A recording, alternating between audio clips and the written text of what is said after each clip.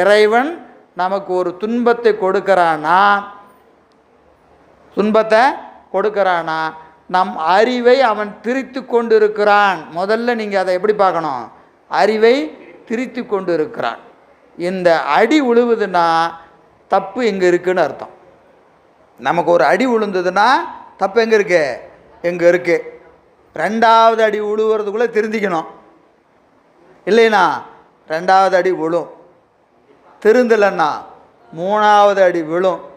திருந்துற வரைக்கும் அடி விழும். திருத்தாமல் அவன் விடவே மாட்டான்.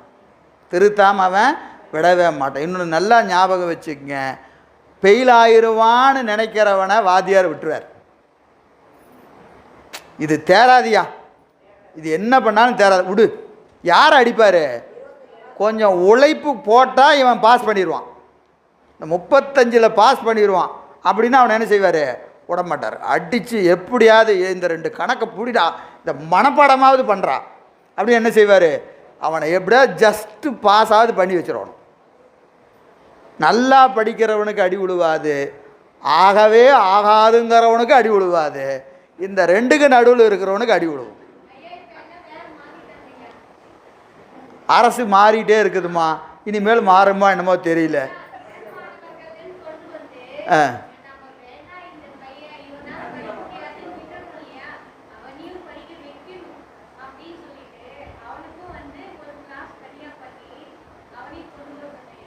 கொண்டு வாங்க, மகிழ்ச்சி. உங்களால் 10 பேர் வந்தால் சந்தோஷம்தான். அதுதான் இது.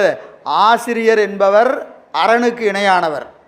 இங்கே உலக கல்வியை சொல்கிறாங்க, பெருமான் ஞான கல்வியை சொல்கிறார். அவ்வளோதான், வேற ஒன்றும் இல்லை. எனவே அந்த திருத்தம் நிகழ்கிற வரைக்கும் அவன் என்ன செய்வான்?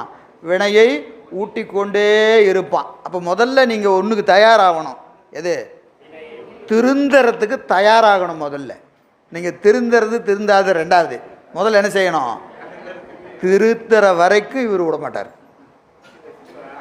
என்னது இப்போ அடி எப்படி உழுவுன்னு தெரிஞ்சியோ, நாளைக்கு உயர வாங்கிடுவோம் ஐயா, எழுதிட்டு போயிடலாம், படிச்சுட்டு போயிடலாம் அப்படின்னு பையன் படிக்கிறானா இல்லையா?